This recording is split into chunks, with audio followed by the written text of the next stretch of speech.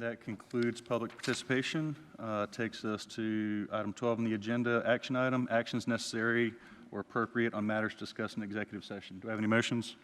I move that we approve selected employment items per Exhibit A. Do I have a second? Mr. Satterfield? Any discussion? None? I'll see you call to vote. All those in favor? And that is 5-0. Do I have any other motions from executive session? I move that we approve professional development for the AVID program for 8 additional staff. Ms. Barnhart with the second. Any discussion? I'll call the vote. All those in favor? And that is 5-0. I believe that is all from executive session. 13, second and final reading, approval of proposed revisions to board policy DI/DIE, fiscal accounting and audits, Exhibit F. Do I have a motion? I move that we approve second and final reading of proposed revisions to board policy DI/DIE, fiscal accounting audits. Okay, and do I have a second? Ms. Barnhart. Dr. Ross, would you like to? We stand for any questions. Do I have any questions through the board? Seeing none, I will call for the vote. All those in favor? And that is 5-0 as well. All right, that takes us to discussion agenda, item 14, grading presentation. Dr. Ross? Thank you, Mr. Hogan. At this time, I'll ask our Chief of Academics, Ms. Tina McCaskill, to come to the lectern for our grading presentation. Good evening, Vice Chair, Dr. Ross, Board. This is an exciting topic to bring to you tonight. Grading is something that I believe we've been talking about in District 5. Well, it was an advanced ed priority, 10 years ago, 8 years ago. And then we did some things with minor and major grades as far as when they were being posted in PowerSchool with that. And then, of course, it's come up since then, really looking at what is grading. And I think that's what's important for us to really think about is what is the purpose in grading.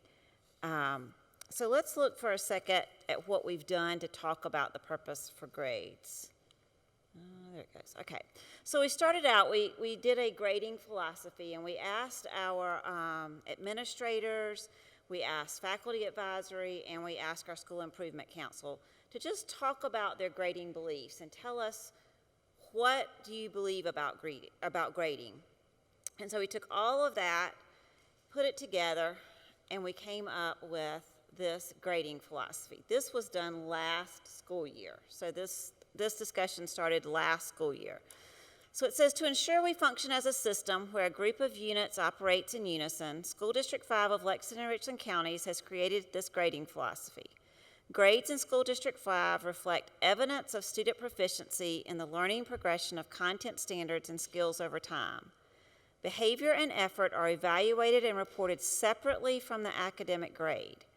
Grades should identify for teachers, students, and families clarity, gaps, and deficiencies in learning and consistently and objectively inform teachers of areas where students need remediation or acceleration. We collectively implement these practices as we aim to meet the needs of the whole child. There's a lot in there. And whenever you think about grading, a lot of times behaviors are not always separated from academic grades. And I think that's something that we have to talk about. We have to have conversations around. Those are things that our schools will begin having conversations around in March, actually. But moving forward, the main change right now that we're looking at is with elementary schools is the biggest change, looking at proficiency-based grading. In the philosophy, it talks about parents knowing specifically what a grade means. What is a 90? What does that mean? I mean, I want my child to have A's. What do they know if they have an A? Can you tell me specifically if your child gets a 90 on their report card in math, what do they know? Do they know their multiplication facts? Do they know, what do they know? They probably looked at the neighbor's paper, if it's my Might have looked at their neighbor's paper. We really don't know, do we? So when we look at proficiency-based grading, there's been several things that we look at in terms of our admin rule for grading. And we want to make sure that we kind of build on what we've already known. And so K through 2 already does standards-based report cards. Our K-5 Montessori already does standards-based report cards. And our K-5 special areas electives, they already do the standards-based report cards. Our biggest change here for next steps, it will be our grades 3 through 5. And so there's going to be some things there to look at in terms of how do we help parents understand it? How do we help transition from, say, 5th to 6th grade? Those are things that are already being worked on because Montessori started 5th grade this year, so we're already working on that transition of, so how do I know if my child's going to go into honors? Or how do I know what that's going to mean in terms of their placement in 6th grade? All of that's being worked through now. Well, it's already been done for 5th grade because we already have that in Montessori. So that's already been worked through. Moving forward with this, we will begin working through, we started last summer where our teachers were looking at our standards and they were writing the success criteria to go along with each standard. For everything except ELA, because we have new standards that were coming on board this year and are determining on textbook adoption that we're finishing up now. But they were writing frameworks for this is what would happen first 9 weeks, this is what second 9 weeks, third 9 weeks, fourth 9 weeks. It's broken out by standards and it's broken out with success criteria. So all of that was done in the summer with teachers working through that. So then we took that to our district leadership, which meets on Thursday, the 3rd Tuesday of every month, and then they go back to their schools on the 4th Tuesday of every month. So teachers have been looking at this success criteria every month, piece by piece, giving input on what that's going to look like. And when I say success criteria, just to give you a little insight if you're not sure what I'm talking about with that, you've got a standard that's probably pretty loaded with educationese that we tend to do that parents may or may not understand. But your success criteria are those I can statements that students understand that in order to be successful with this standard, I have to be able to do these skills. And so for one standard, there might be 3 I can statements that they'll know what they need to do. And so they've been reviewing all of that. We've been giving some grading presentations for review and feedback for principals. Elementary staff will have one coming up mid-March. And our school improvement councils actually were introduced with this last spring, but they are about to get some more information about that as well. And then we're finalizing the 3rd through 5th grade report cards, just exactly what those look like and teacher input with that as well. So this is the thing that really excites me, is the next slide. So let's get there. So this is the example of the success criteria. So when you look at this, this is an example of math. And you've got your standard, this is 5th grade, so you've got your standard over on the side, tells you that it's in quarter 1, and then it lists what the student can do, and that's a place value one. So for the whole first quarter, you would have this to look at as a parent to know that in first quarter, my student needs to be able to do these I can statements. And then over on the side, you'll see where there's the supporting skills. Those could be 4th grade skills that we need to make sure that those are the skills that may scaffold up to help the child be more successful with the 5th grade standard. So there's a combination there of some 5th grade information, but there's also some, say, 4th grade information that would help with the scaffolding for that. So every subject area would have something that looks like that for parents to be able to see, but it's also the rubric for teachers, because when they assess that standard, the child's going to get a P for proficient. If they can do all of that one I can statement for that standard, they would get a P. If they could do part of that, but not the whole standard, which when there's one, it's kind of odd, they would get a PR for progressing. If they can't do it at all, they're going to get a B for beginning skills. So there is no percentage.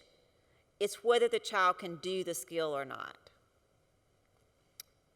The next slide gives sort of an example of what the report card would look like.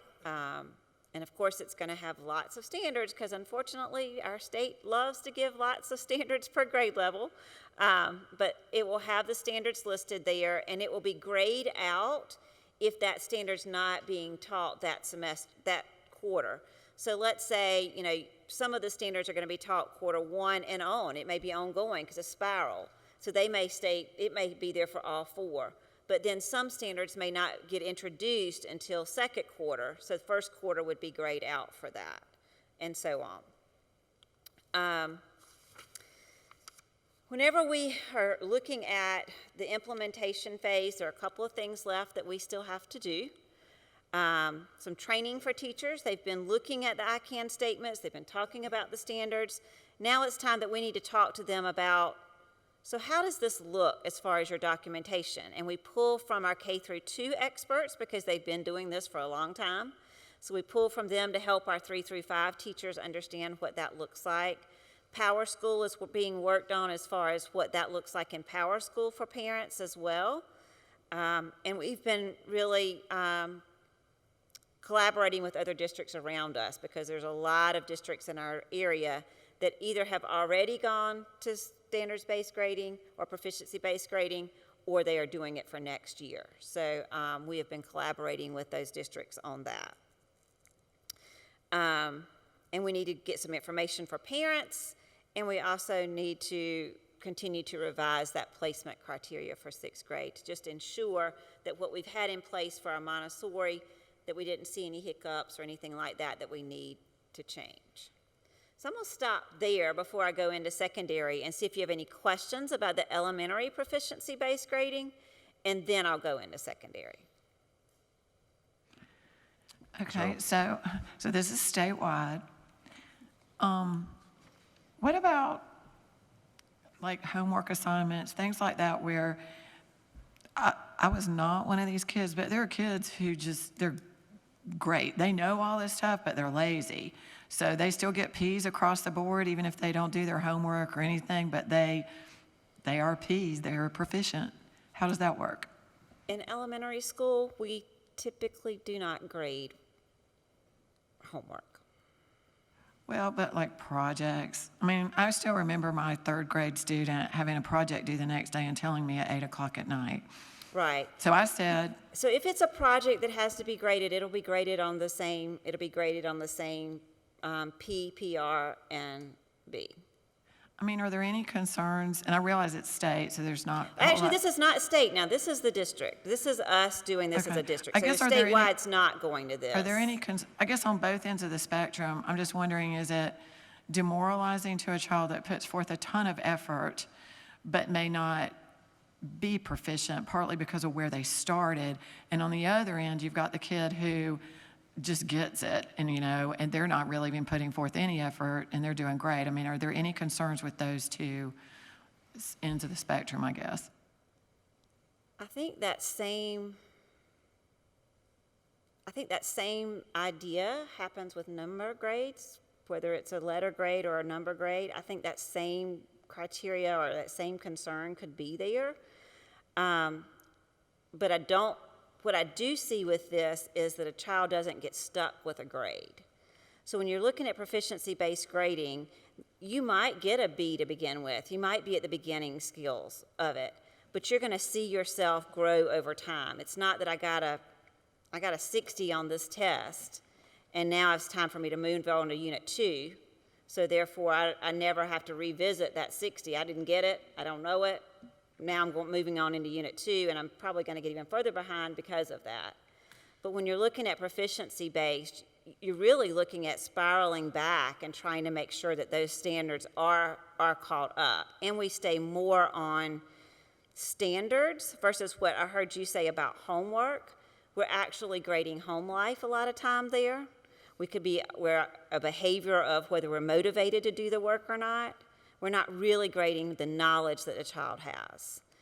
And so I think we have to be careful with that. I think we have a lot of students that might not be able to do the things at home because of some things that maybe we don't all understand, but their home lives are not quite the way that we anticipate them being, but they're very bright and they're able to perform in the classroom. So I do think we have to be careful with that. What about the kids who may have that situation, but they're struggling? I mean, how do we help those children with this model if they can't do stuff at home? The biggest thing that I would suggest with this model for a struggling student is they can own their own learning. And if you look at high effect size and instructional strategies, it's way over a 1 point, it's like a 1.2, which means that anything over a 0.4 is over a year's worth of growth.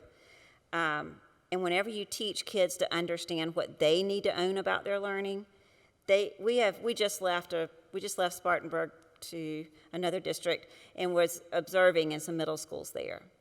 And students were literally taking their paper up to their teacher and saying, this success criteria right here is what I need help on before our test next week. And so they were able to name for the teacher what their strengths and their weaknesses were because they knew what they were looking for. And that's how we get to students who truly are going to be citizens later and be able to own the learning that they need to do for their jobs later on. And so that's where I can see standards-based grading pushing students to. It's going to allow our teachers to really focus on specific skills and also name, whenever we talk about intervention, we're not just, they need their multiplication facts. We're able to name specific skills to look at and say, it's right here in your math problem, or you know what, if you were to go back and reread in this and look at your beginning letter of your word, does that even make sense with what you're saying? We're able to very specifically pinpoint for them what their weaknesses are. Ms. Barnhart.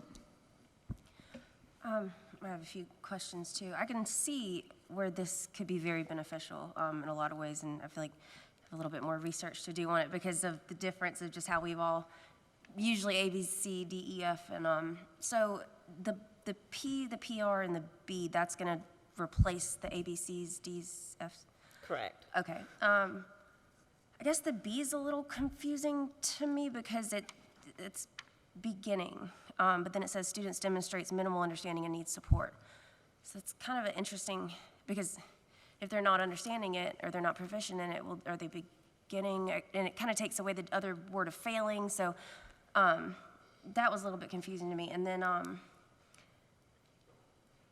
I guess I just have more of like the proportionality of it. Say if we have, if a surgeon understands 60% of their craft, that's a little concerning. But if, a Major League Baseball player has a 60% batting average, that's incredible, So do you see where I'm kind of coming from on that?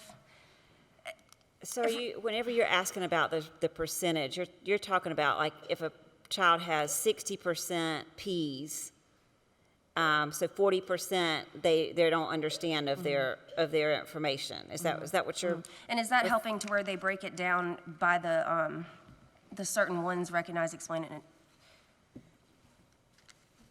within the percentage of it? So we wouldn't give a percentage of it. So we would not use percentages at all. Okay. We're letting the parent know specifically which skills. Now, whenever you start, if you think about retention of a child, we would start looking at, like, what percentage of your standards you're just not ever proficient in. And so we would look at it that way in terms of retention goes. In terms of the B, I'm going to be really honest. I don't like telling a child they're unsatisfactory. And so I don't like the U. And so B was a nicer way to say you're beginning to learn. So that's really where B came right. from. Okay. It's not anything other than, Yeah. I just don't like telling a child they're unsatisfactory. My kids don't like seeing that when that's on theirs either. And then on the 50, I guess, as an example I've had within my own kids' life, say we have, kid A that doesn't understand it, doesn't want to do it, doesn't take the effort to do the study guides or the quizzes or anything like that, and then they get a 50. But then you have kid B that, studies and practices and does study guides and tutoring and all of this, but then they still get, like, say, a 60. How does that motivate the kid A to do better? And then does it not kind of give kid B, well, I tried and I tried and I tried, I just don't understand it, but I'm going to get a 50 anyways, so why bother? So I'll talk about the 50 in just a few minutes, if you don't mind, because I haven't quite gotten to that yet. But let's talk about that in a few minutes, if you don't mind. Mr. Satterfield? I will show you how old I am. Before they had proficient, progressing, and beginning, they had exceeds, meets, you remember that? I do. And not met, and then they didn't want to hurt their feelings, so they, instead of not met, it was progressing. So this has been around and this has been discussed for a very long time. And if you've worked in an elementary school, you recognize that it's very difficult. I struggled with this as an administrator at the elementary school level, because when you get to high school, you're in various levels. You might be in an honors class, or you might be in an AP class, or you might be, we call them college prep now. They used to be on grade level. But in an elementary school, they don't level. So you have children in the same class. Some have an IQ of 130, some have an IQ of 85. And so at what point in time do you say this kid, and what is the standard for saying this kid, even though they really tried, you were talking about this, Ms. Huddle, they're really working hard. They're going tutoring and they read and they just work, and their parents are giving all that extra effort, but they're just not meeting the expectations. At what point in time, and have we come up with a decision on which kids would be retained and which ones would not be retained? There's a lot of discussion that goes around into retention. So, of course, we have the third grade Read to Succeed law that sort of mandates some retention if students don't meet certain criteria.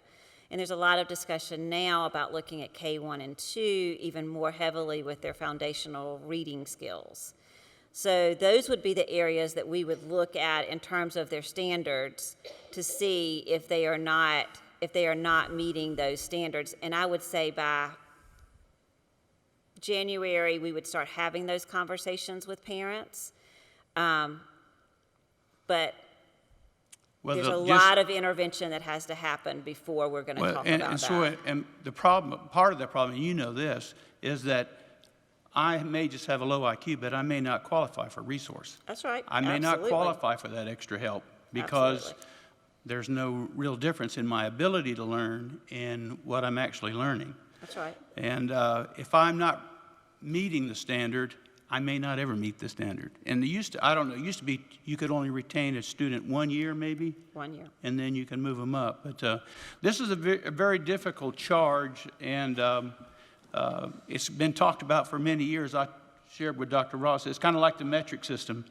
We all knew there probably needed to be a change, but it's such a difficult change. We've done this for so many years, but I can tell you in all my years in education, teachers really do everything they can to help kids pass, and they will let them go the extra mile and turn in the extra work, and they do give a lot of attention to their effort, and they reward them for that, because if you're just a struggling student in that and you don't have the intellectual capacity to grasp it fully enough, they're not going to go out and open up a brain surgery clinic. But the idea is that there's so many, and Mr. Hogan and I have had this discussion, there's so much more that school is about than just the grading process. So anyway, that's my little, but I just wanted to show you how old I was by remembering the exceeds and meets and didn't meet expectations. I'll So. have to be right there with you, so I remember it too. Just so you know, too, I do have to say, we're very fortunate in elementary schools to have interventionists to be able to work with those kids that you're talking about that don't necessarily meet like a special ed need for resource or something like that. But we are very fortunate to have some interventionists that can work with kids and have done some remarkable things with students, getting them to read and getting them to where they need to be. So I'm very, very proud to say that. Ms. Huddle? I was just curious, have you guys talked about, by using that letter B, and then when they go to sixth grade, just like confusion among the parents or even the kids that I was getting Bs and now I'm getting Cs, or just curious? It's a matter of whether it happens in third grade, which it does now, or whether it happens in sixth grade. I meant just the letter, like, I'm kind of going back to Mr. Satterfield. I remember in my kids, it was needs improvement. It was an N.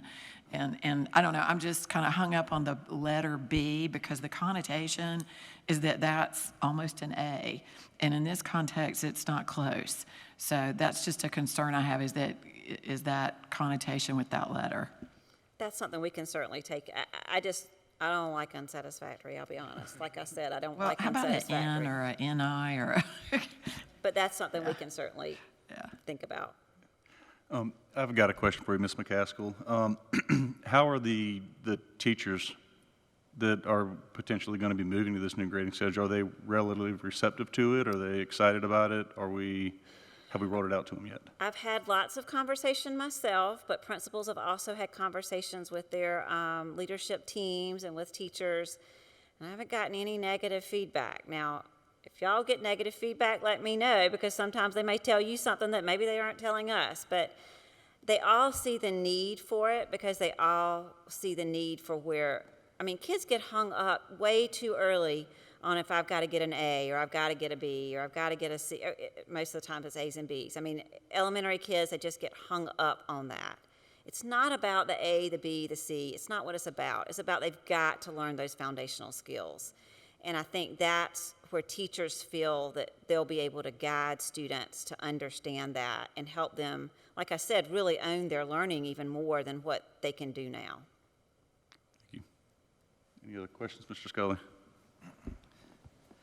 Yeah, my question is, I guess, regarding how do, the rubric here, to me, and I'm supportive of looking at it, but there's a lot of different possibilities and combinations to consider here versus, today, if you get a 59, you failed, you do not progress. What this worries me about is how do you maintain consistency among students and between students and guard against bias creeping in and making sure that everybody's treated fairly and equally? Because if two kids get, regardless of who they are, a 59 today, they don't pass. But in this, you're going to have a amalgamation of P's and B's and all of so what does and I know you're saying retention discussion needs to be further developed, but what does a fail look like, and how do you protect against bias and making sure that you're treating all students equally? Because when you're so many different possibilities of results on this page. I think that's an answer that has to come between now and August. We've had a lot of discussion over, do we say 60% of the standards have to be at least progressing in order to pass? Do we say 50%? What do we say? And I think that's a discussion, and actually the afternoon of March 18th, which is our next Lead D5, is going to be some discussion around that with teachers. So teachers are going to be having some input for that and what they believe that should look like. The other piece we have to remember is our kindergarten through second grade teachers have been doing this for a very long time. And so parents are familiar with that. And the discussions around retention, grades has to be a piece of it, But there's so much more that has to be a part of that discussion. The child has to be discussed. In the elementary level, it's not quite as this or that as it is in the secondary world. It's just not. Any other questions? Thank you, Ms. McCaskill. So do I need to go to the 50? Oh, yeah, that's right. Sorry, this took longer than I thought, but that's okay. Yeah, grab that other bear. I know. So now let's get into the one that's probably got some questions. So for secondary schools, looking at the UGP, a student can withdraw fail. They can have too many absences and get an FA because they're failing because of attendance. And when that goes on their transcript, it's going to be calculated into their GPA as a 50. So regardless of whether they missed too many days, and so they're failing because of that, or if they're already failing and they realize it and they withdraw failing, they're going to get a 50 averaged into their final grade, their GPA. Right now, as we currently have it, a student comes to school every day. They have a fairly lower IQ. Maybe they've got a 30 or 35 average. Maybe they just had a really bad something going on at home that semester, that 9 weeks, and they've got a 35 average. They're getting a 35. It's going to add into their GPA right then. The student that didn't come to school at all, they failed because of attendance, they're going to get a 50. So what we're proposing to do is students get what they make. If they make a 0, they make a 0. That goes in Power School. If they make a 10, they get a 10. If they make a 90, they get a 90. That goes in Power School for that grade. So parents see what the actual grades are, students see the actual grades. But at the end of the quarter, we go back to the UGP and we see what it's going to equate to. On the UGP, anything below a 50 equates to a 50. Now we would also change credit recovery, because right now our credit recovery policy says that 50 and above you can do credit recovery. We would change that to be 55 and not 50, so that students don't just say, oh, I'm just going to get a 50. You know, but you can't do anything with that. 50, you're going to fail. That's just like if you just withdrew fail, you're going to get a 50.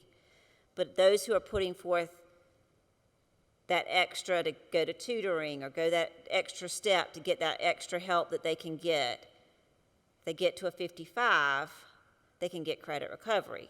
So if first semester or first 9 weeks, let's say they get a 50, let's say second 9 weeks, they realize, okay, I got to kick myself in the tail and I got to get going. They might get a 60. Well, now they're at a 55. So now they can do credit recovery. But if they had a 35 and got better and got a 50, they still can't do credit recovery. Even though they're trying really hard, they still can't do credit recovery.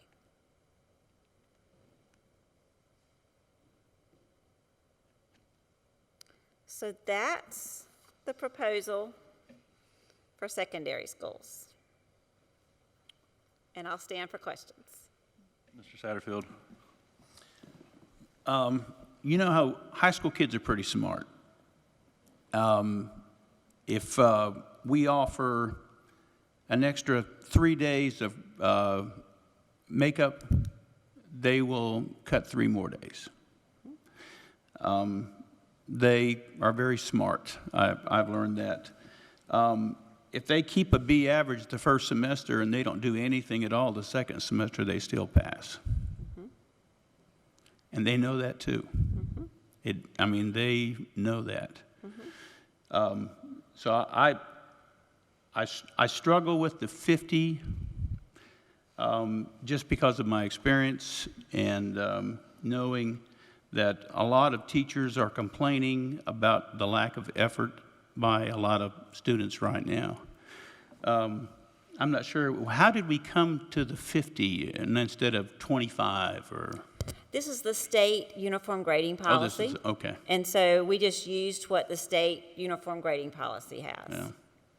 Well, just so you know, like I say, students, they're pretty smart. Even the ones that might just get by with a D, they're very bright. One of the recommendations I would make is, if you haven't done it already, is really get a lot of feedback from teachers, because they're the ones that have the kids every day in the class. And if Kevin got a B and he just says, I'm going to put my head down the rest of the year, but I know I'm going to pass, that's not going to go over well with teachers either. So, and No, if I Kevin's not understand really that. motivated for that, I mean, there are students that do that. It's just the same ones that cut because they know the number of makeup days they can come in on Saturdays and not have to do anything, just show up and still get credit, seat time. So anyway, that's all I wanted to throw out there. No, I They're pretty understand smart that. about this. I do think too, though, that we have to figure out what's the difference. What's the difference in a child getting a 35 and a 50? They're both failing.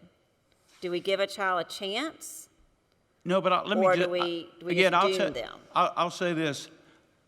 All my years, I never, ever had a teacher that would let a kid fail if they gave the effort. If they worked hard, they knew they weren't going to go out and, like I say, do something, invent something huge, or not that I'm trying to be critical of that, but you know what I'm saying. I understand. Example. They would bend over backwards if the kid was given the effort. One of the biggest challenges right now is get kids off their cell phones and do their work in class. I really think that there's something to be said just for the effort. And if we are so afraid of more kids failing and that we provide more opportunity to give less effort, then they've got us wrapped around their little fingers, just like they have with recapture. Recapture was a huge mistake on our part, I can tell you. If we want to do something about recapture, let them do recapture in the summertime. First week at the beach, that's a good week to do recapture. But right now, you know, this gets out to the kids and they figure out, and they're smart enough to do that much math. It's going to be a bit of an issue for some teachers, especially those teachers that are teaching those classes where they're really on grade level and they're not as motivated as, you know, the kids in the advanced classes. So, Ms. Hodel. I have a question related to the FA for attendance. If a child is homebound, they still get counted for attendance, right? If they're severely ill, they're hospitalized, are they going to get a FA? Not if they're on medical homebound. No, they would not. Okay. So I guess I'm kind of piggybacking on Mr. Satterfield's. It seems like we're dancing around the fact that we give a 50 for FA, and my question is, why are we giving a 50 for FA? Because the state says we have to. Well, never mind. I don't know. I mean, and I've just been reading how bad chronic absenteeism is, and I went and looked at some of our reports, and it kind of scares me. And I have had a few teachers reach out to me that heard this was on the agenda, and one of them said this is a terrible way to prepare kids for the workforce, because in the workforce you don't get a 50 for just being there. So anyway, I agree with Mr. Satterfield. I really hope we get the teachers' input on this, the parents' input on this, to make sure that we're not in any way, shape, or form supporting failure. Ms. Barnhart. Maybe we can go back to sorry, I jumped ahead a little bit. That's okay. And I mean, this might show my age. I am a little bit younger. I grew up in the age of participation trophies, and we see how that kind of worked out in some areas. But again, it's just, to Mr. Satterfield's point, kids are very smart, even, the younger ones, and especially the older ones, as they get closer to college and becoming out on their own, and I can just see that situation to where you have a kid that really tries. Does this give any opportunity to give zero? Like, if a teacher has a child that just refuses to do the work, doesn't hand anything in, does not do any effort at all, can the teacher still give them a 0? They're going to get a 0 on every subject or every assignment that they don't do. Gotcha. They're going to get a 0. So the assignments, the individual assignments, they're going to get whatever they make. So if this kid doesn't do any assignment, any homework, any project, anything, they're still going to get a 50 at the end of the year? At the end, for the quarter grade, they would get the 50, just like an attendance problem would get, or someone who withdraws fail And would so to get. Ms. Huddle's point, you can kind of see where, in real life in college especially, that's not going to be how it works, so that's just kind of my concern. And I'll tell you, our neighboring districts do this. They don't have it written anywhere, and they're not going to stand in front of their board and do this, but they all do it, and it's putting our kids at a disadvantage. No, I disagree with that premise. And probably this is because we sat in the demographics presentation at Hilton Head. I don't think I think they're doing the disservice for the kids. I really do. I have 3 kids and 3 grandchildren, and they're all different, supremely different. By the way, my grandson won first place at the science fair over the weekend. He's 16 and he invests in the stock market already. But they're all 3 just different. But if it wasn't for the extra help that my oldest got, she probably wouldn't have made it through high school. But she gave it the try that she got. And she's learned, and she has a great work ethic because of that. And I think that the carryover that Ms. Barnhart and Ms. Huddle are talking about, that's hugely important. And I'm just saying, if teachers, and I looked at the list of people that had the input on the other stuff, there weren't any teachers on that list. Principals. When I was a principal, I would come to principals meeting and I would walk out and go, ooh, that's probably not going to be a good idea for teachers. Sometimes we make those decisions for them, but I think that we really ought to get a lot of feedback from teachers to get that buy-in, because invariably there's going to have to be some other strategies put into place to get kids motivated to give more effort on their own. But I don't think that failure is a horrible thing. I think we learn a lot through failure. We learn very little when somebody just gives us something. If I have to go out and buy my own car and I make my payments and I have to work and cut grass, and there's a lot to be learned from that. And I don't know that we can equate the two, but just giving them a passing grade, and we can say, well, you get a 0 now, but it'll be a 50 when we go to average your grade. I'm not sure who. Well, I'm going to push back just a little bit, because what I'm going to say is when I'm in my job right now, if I do something that's not right, I make a mistake. I don't get put a 0 in the grade book and get told, well, you got to move on. I get told that I get to sit down and I get support with that and I get to try it over again. Our students aren't getting that. And so our students are being given a grade, and they're given a Unit 1, and the grade's there, and they move on to Unit 2. And that grade stays right there. But you have to admit, though, if I give you a 0, and you and I sit down and talk, and you keep doing the same thing over, you get fired. Right. Right. So if I can't keep giving giving something else, well, it's okay. I don't know that that's an equating the two, in all fairness.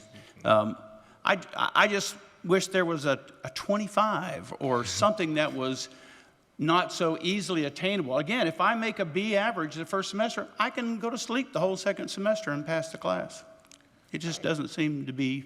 How does a teacher say, Mr. Hogan, I know you can do better? Mr. Hogan says, I'm finished with this class. I'm not going anywhere after this. Anyway, that's just my 2 cents. Yeah, I believe Dr. Ross wanted a moment to clarify. Well, one, I just want to thank Mr. Casco for grabbing the bull by the horns, because we had this on the agenda last week, and I was like, she's going to do all of this. And so, because I want to share this, and we're not going to advance this for action at the next meeting. We're going to bring this back for discussion. We want to take our time and slow walk this, so we may have multiple rounds of discussion before we even think about changing the admin rule, but we wanted to start somewhere. One of the things, if you study the history of education, we had integrated there's been a lot of change in report cards. I go back to handwritten report cards, and I know you talk about dating ourselves, but we had citizenship grade, and that's where you graded behaviors. If you go back to the beginning slides of Ms. McCaskill's presentation, that's where we're going to make sure that we're agreeing the philosophy, because our philosophy is that behavior and effort are evaluated and reported separately from the academic grade. So once we start combining that, we disagree on the philosophy. So when we bring this back, we spent a year developing this philosophy. I think we have to, if we're gonna move them together, then we need to change the philosophy. If we're gonna pull them apart, then we can keep this.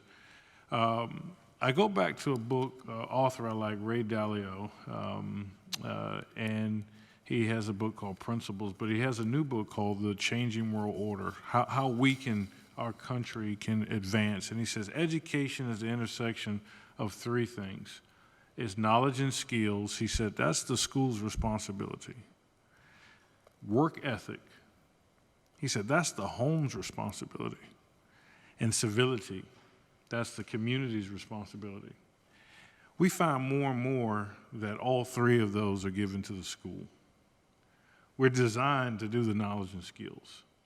What I like about this is that my son is struggling with fractions right now. And so you get a test and it says he has a 73. But is that dividing the fractions? Is that subtracting the fractions? Is that multiplying them? Is that dividing them?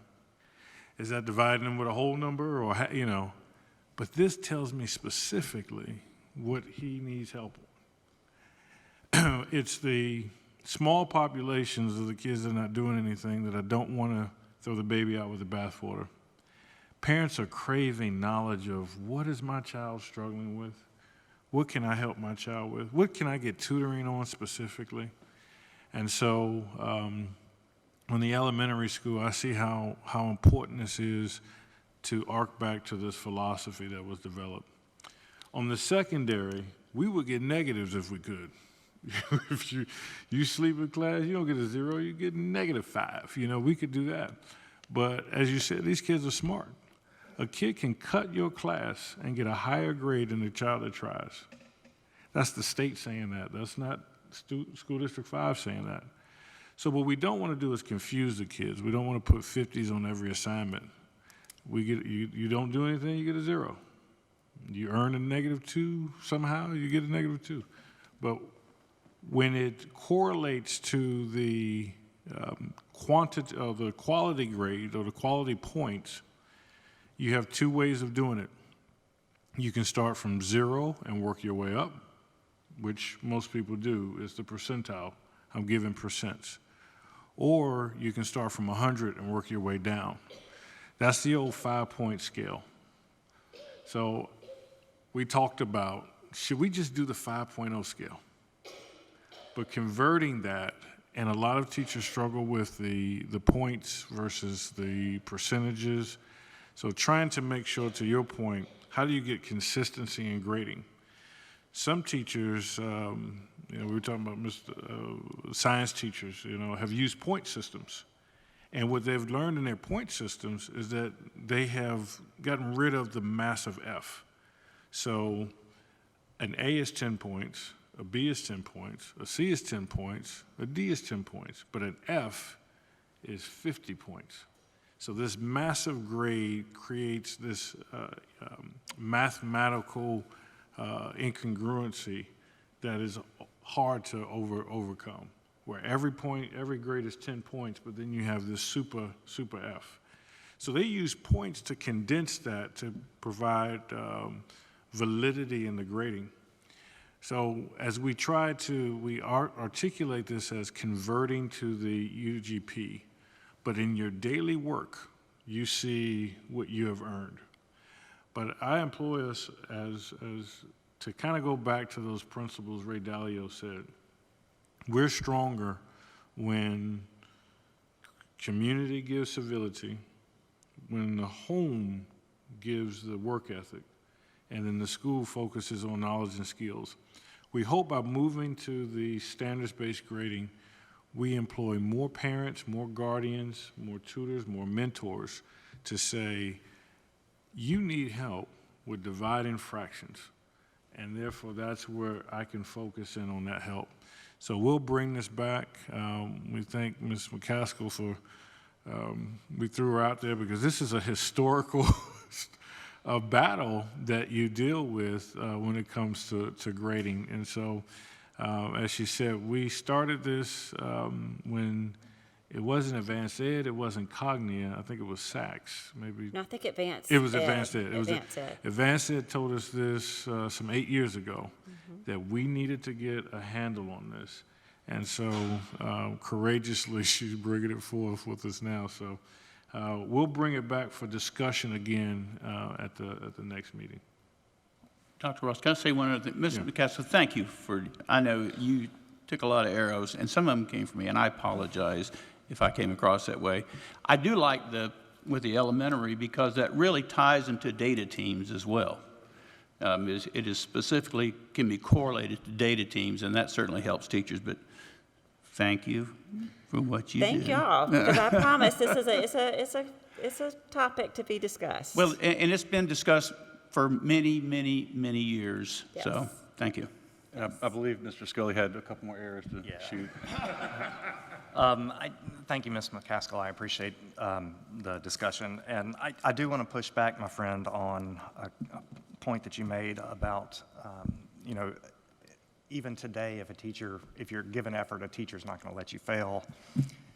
I think that is in and of itself problematic. And so, and that's what we're doing today. I don't see that what we're talking about with the new plan is very much, worse or at all worse. I think, 50 is still an F. It's still not passing, but it does give you a numerical opportunity to pass. It doesn't, just because you give somebody a 50 in this case, it's not a magical, like they're magically going to be able to pass. It just gives them the chance, if they do put in the work, that they can numerically pass without it having to be a teacher assigning, just somehow getting them over the line. So I do find myself supporting it. So I do appreciate, and as far as the comment relating to how it's not applicable or doesn't prepare you for the workforce, well, neither does today's, because in the workforce, you don't get recovery time. You can't have your mom write a letter to your boss to change your performance review in the workforce today, and that's all what happens in schools. So we're kind of fooling ourselves as if what we're doing today is absolutely preparing us for the workforce any more than this would. So I do think it's something to be considered, and I appreciate it. Thank y'all. Thank you, Mr. McCaskill. That brings us to 15 on the discussion agenda, discussion of fiscal year 2025 capital projects funded through 8% bond issuance, Exhibit G. Dr. Ross? Thank you, Mr. Vice Chair. At this time, we're going to have for discussion only our discussion on the capital. And I just want to say for the record, we do not intend to move this to action for the March 11th meeting. So we want to have first round discussion and in return for our next meeting with second round discussion. So we're just putting this out, not to stop any questions, but let you know that there is no urgency to move this to action for our next meeting. So our Executive Director of Operations, Mr. Wiseman. Mr. Vice Chair, members of the board, Dr. Ross, members of the community, thank you for allowing me to spend a few minutes with you to discuss this. One of the things that I want to talk about, I'm standing here, if you pardon the pun, I'm a little bit wiser man than I was this time last year, only because I have a lot more understanding of where we need to get to with the facilities. A lot of that came from the study from MPS. What we've done with this particular capital, we've gone back to bringing our language to match MPS. What will often happen if we keep talking about some of the things and not really merge these two things, you can get lost in the data. So what I wanted to do is bring this capital project back into these terms. What we have the task to do is try to look at what we know we need to do now, what we know we need to do in the near future, and take the input from the schools and figure out how to merge all that together. So we talk about a $15 million budget, but I also got to realize how far that will get me this year and how I plan for setting the school up or the district up for success for next year.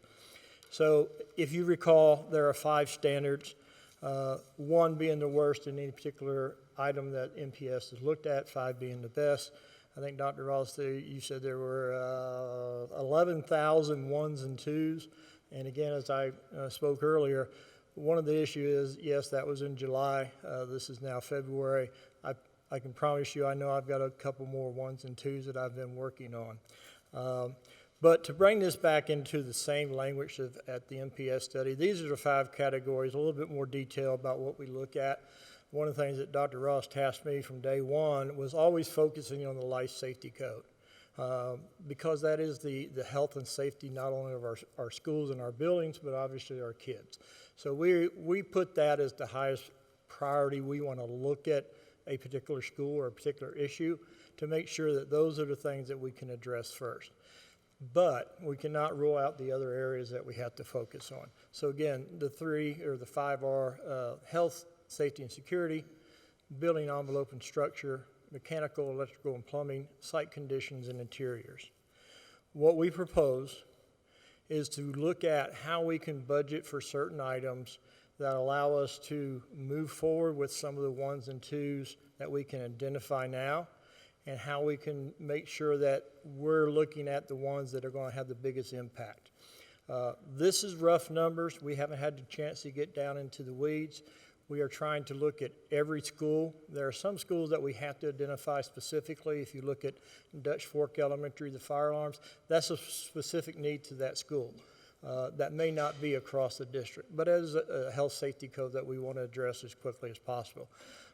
You get down into building envelope. One of the things that we have seen, especially in the last couple of weeks, as it rains off and on, I think every time it rains, we identify a new leakage that we have to focus on.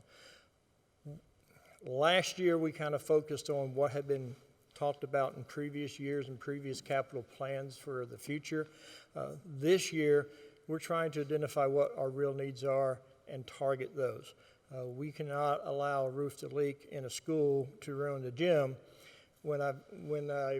instead of replacing a whole roof. So we got to be a little bit more targeted on those things. One of the things that Alan brings with him, he has contacts, and we're going out and looking at infrared studies on the roofs, so we can target a particular section of the roof that really needs the most work.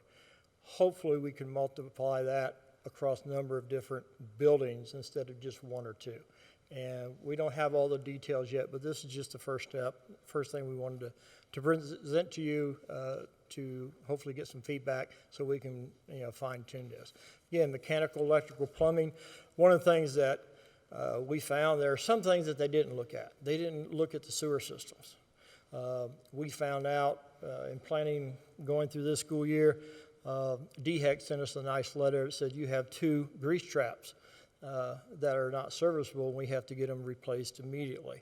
I'm thinking, well, we don't cook and grease a lot of times. How could that be impactful? But it does impact the sewer systems throughout the schools. So we've identified those. We have to go out and get an engineer to study it. We have to take it to OSF, and then we have to come back and put it out to bid to get those particular things addressed.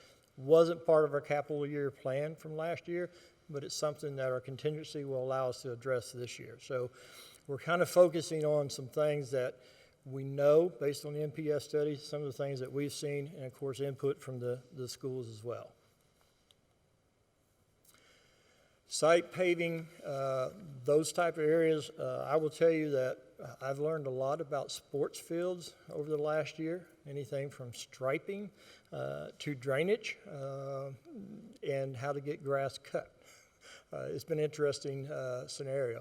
But talking about drainage, some of the things that we've identified, again, it's not necessarily always related back to the NPS study, but there's some things that I think you might have heard at Nursery Roads. We had a couple issues. We've gone back and addressed them, but now we've got to go back and dig, no pun intended, dig a little bit deeper to find out how we can make sure that doesn't reoccur time and time again. Interior, of course, furniture, painting, those type of things. We go out to the school. They do focus on the aesthetics of their school. Principals are proud of where they're at. They want to show their colors. They want to show off the school in a lot of different ways. And it's hard for me to curb that enthusiasm. So I need to make sure that I'm able to support the schools in their vision as well. The activity bus is just something that we need to maintain our fleet. We've been fortunate. We've been able to do this every year. But we also want to do a little bit of upgrading in some of our GPS systems so we can make sure that we're tracking where we need to track.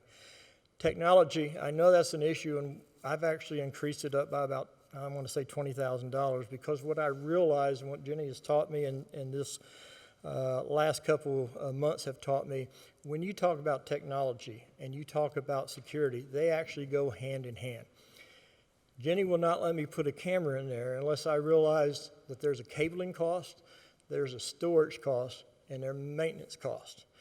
I will tell you that I think every school I've visited wants more security cameras. It's a good level of protection not only for our students but for our staff. And I agree with that. But there is a cost behind that camera lens that I have to identify and bring to you as an issue. As of Thursday, I can tell you across the district, I had 2 cameras out. That's good. When I first got here, it was like 100 and something. A lot of it is just, trees grow, you can't see out. You got to go back and trim the trees. But a lot of it is just upgrading the camera system as a whole, which costs more, obviously. But the back behind the lens, which is the cabling, which is the storage of those things, that costs a little bit more money. And I do want to put that kind of money out there to make sure that we can support the school needs and security. It goes hand in hand, but it's often not really talked about. With adding cameras is a fine thing, but there is a cost that comes with that. So we do want to have a contingency so that we can hopefully not have to deal with any more septic tank or grease traps, but there's always something that comes up that we want to be able to address. So this is our first pitch, if you will. We still have to knock it out of the park with some more details back to you, but this is where we're going with what we can tie in from the 1s and 2s. It by no means touches much of the bucket, but it allows us to say these are the ones we want to hit first, without neglecting the general maintenance of some of the areas, paint striping, those type of things. So subject to your questions.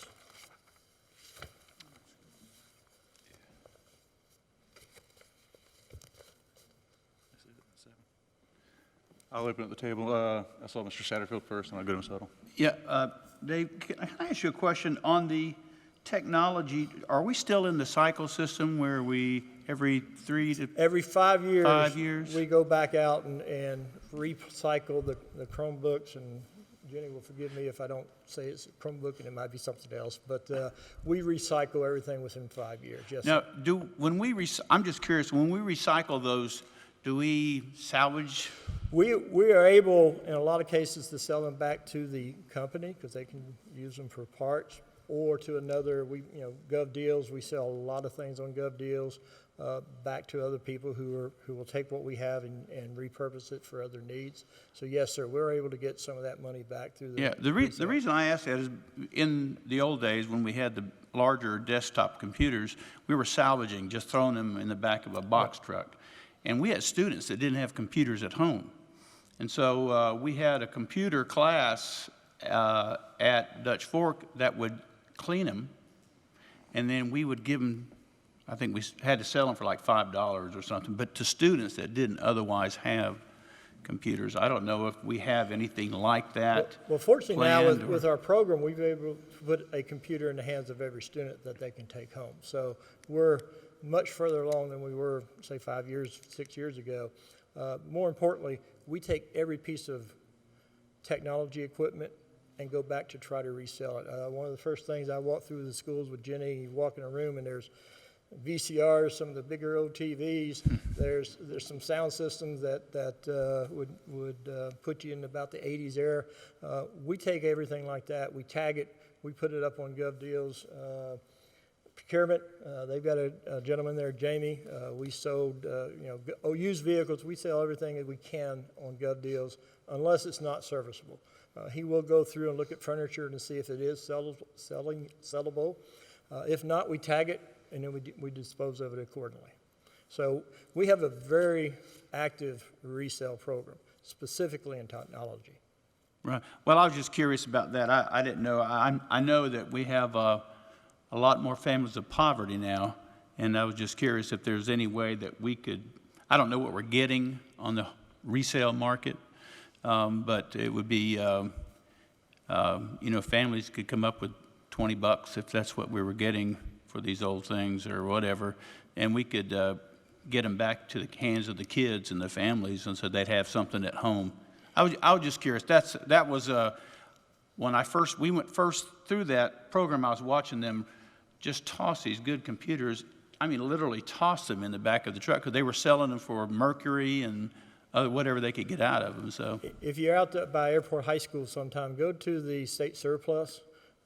You'll walk in there and there's all school districts and colleges and stuff. That's where they center things. If we can't sell them ourselves, it then goes down to the state surplus where they try to sell them back to a lot of people. Yeah. If you got a college kid, you can buy good small used refrigerators.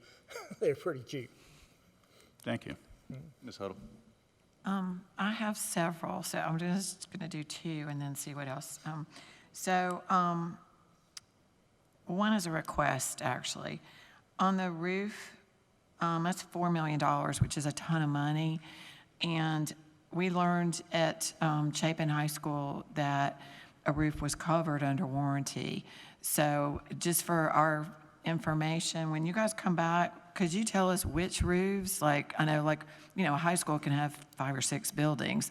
And when that roof was made, and I'm not picking on Chapin, but I'm just saying, for Dutch Fork High School, which roof? Is it the gym roof? Is it whatever? And when was that roof built? So out of the 24 schools that we have, any section of the school can be under warranty. Some of them are not currently under warranty. So, there would be a lot of additional detail to have to go and grab that information. So it's not like we just have Dutch Fork High School or Chapin High School that everything's all under warranty. Certain sections of certain parts of the roof are under warranty. So you could have one roof and just one quadrant may be actually under warranty where the remaining quadrants fall under different areas. Right, but you guys have already looked at that, right? I mean, if you're coming to us and saying we need $4 million, then you've already looked and said, well, this portion of this roof at Dutch Fork High School is no longer under warranty, and it was built or constructed in 2008 or whenever, right? We have some of that data. Dutch Fork High School, or excuse me, Chapin High School being the latest one. I know there's some other issues. It's just a lot of money, and yes. I'd kind of like to understand how old these are, and it's just, like I said, a lot of money. We'll research the data and get that back to you. Yes, ma'am. The other one is related to that. If we could get a better or a little bit more detail on the technology, how much of it is computers, whiteboards, et cetera. She's given me a list. This was just the first pass, so I can get the other information. Right, and that's why I was just asking for the next time. Yes, ma'am, I'll have that for you. And I have some questions, but I'll pass for now. Ms. Barnhart. I could be mistaken, but I thought that we had already approved back in October, November-ish area, the money for the 2 grease traps. Are those 2 new ones, or? No, they were actually from last year's capital, part of the contingency. We didn't know it when we put the budget in. We didn't know that was going to be something we needed to address. So I just brought that up as we have a plan, we're working the plan, and all of a sudden you have a $70,000 hiccup that we didn't identify. Thank God we have that contingency, but we also kind of look at now, I'm a little bit more aware of saying, okay, where do we stand with our grease traps? We have to actually have someone come out and inspect them and run a camera down there, and it's usually DHEC. And when they say you have two options, you can either shut the school down or fix the grease trap, we probably go with Plan B. And then just one more on the HVAC. It says with a list of items, is that a general, at one specific, it says district-wide, but do you know some of the items that are needing to be, that are no longer supported and need to be replaced? You want to address that? Yeah. So this past year, we allocated a little over $1 million for HVAC replacements, and that, along with some of our operational budget, we spent another close to $400,000, and those were units that were not covered under the total comfort contract. So we know that we actually have a database that tells us the life expectancy of each unit and the actual age of all the units throughout the district. I think roughly we have 3,700 units, and if they have about a 15-year shelf life or life expectancy, then we know that we're going to have to replace, I think it's about 170-some units per year to keep things renewed. And these are not residential units. These are not little small package units or large package units that just sit on the ground. These are units that we have to get large cranes, and we have to, pull old rooftop units, put new rooftop units in, and then also at the same time potentially provide some additional rental cooling units. Okay, thank you. We were talking this morning with our HVAC guy, and we were looking specifically at Dutch Fork High School. I think I counted 40, give or plus or minus, that were 1999 units. So going back and trying to, they're working, but if they break, typically it might be hard to get apart. So we have to replace the whole unit. We saw the same thing with the state bus program years ago that we finally got a handle on. It's identifying, like Ross says and Alan says, we don't want to run to fail, but in some cases, if all of those units failed at once, or if we don't have the parts for them, you're talking about trying to replace 40 units at once. And when you put a unit on a roof, you have to clear the structure of the classrooms underneath. You can't put it on a crane up there if there's kids in that room. So trying to get those done during the summers are our priority, but in some cases we have to work with the school to move a classroom with kids out so we can get something. Same thing with our heating unit. We didn't have a lot of heating problems until about April or October when it started getting cold. And you're taking HVACs from cold to hot. And this morning, my heater was on at the house, and it's probably my air by the time I get home, I hope. It puts a good strain on the systems itself. Well, one of the things that Alan has done is we spend a lot of money from ESSER funds trying to get the control units to improve so that we as a operation department have better control over the units. We set points a little bit different so the teachers know that they're more comfortable. There's a lot to that versus where I go down the hall and say, honey, how do I turn this up or down? So we're working on that. I think we're better than we were this time yet last year. But probably the two issues that I deal with most is HVACs and roofs right now. Those are the two biggest areas that I have to address. So one of my questions was, it's been probably a few months ago, but you reported to us about, we approved some money, I believe, to fix the sinking, I guess I'll say, at Oak Point Elementary School. And I think you made a comment at some point that you thought it was going to end up costing more. So I was just kind of curious where we are with that, because I don't see it on here. So were we able to fix the problem with the budget? We had that budget from last year's money, contingency. We haven't got our quote back yet. We're trying to figure out how the best way to do it. We actually have to bring in a soil sample engineer. We're looking at trying to find the right company. The last company did it is probably the best bet because they're already more familiar with the issue. In our initial conversations, I think it was like 25 feet we may have to drill down to lift that back up.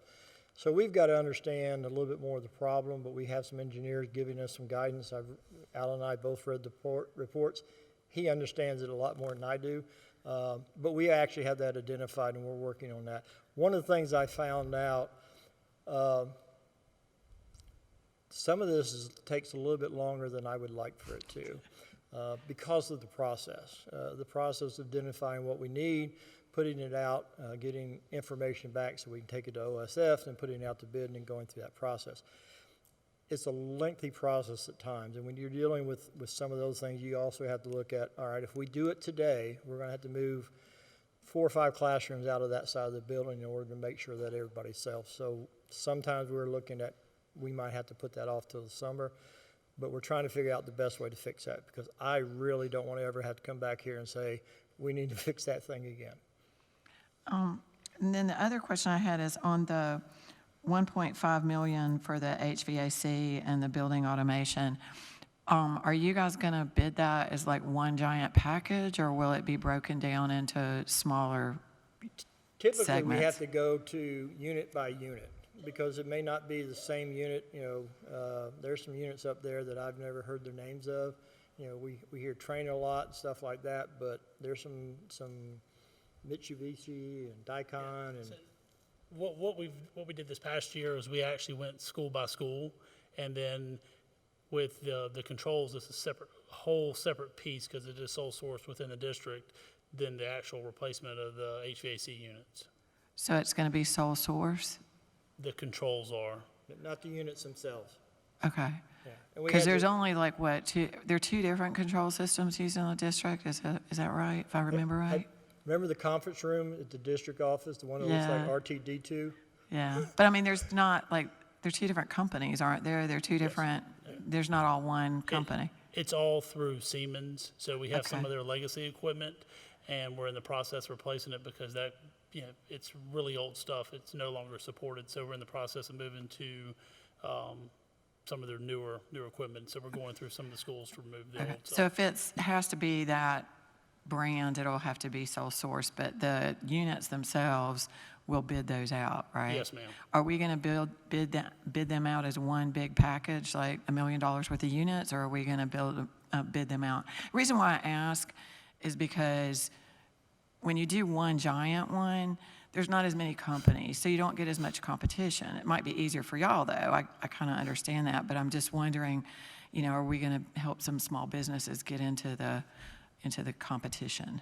And that's kind of what we're doing. We're going school by school. Now, there is some units that it's easier and quicker and faster for us to go with. There's a Newberry Co-op that we can go with, but there's also some other units and schools that may not need. They may have a specific piece of equipment or a certain brand, then we can actually bid that school out, and that way we're allowing smaller companies to come in and bid on those jobs. Thank you. I see any other questions? See you none? Thank you, guys. Thank you, sir. I was just, Mr. Vice Chair, as we prepare for the next discussion on the Capitol, we put in your packet the same presentation, but what it had is background for each one of them. And if you want more information after looking at these are just quick background snippets. If you can let me know, and then I'll make sure we'll put it in the next packet for you. So, Thank you. That takes us to, Mr. Hogan, can I do something you normally do? I was going to say it's near and dear to my heart, but I was going to I was extend it to gonna do someone the same else. thing. I Ms. move Huddle, that we adjourn. do I have a second? A second. Second.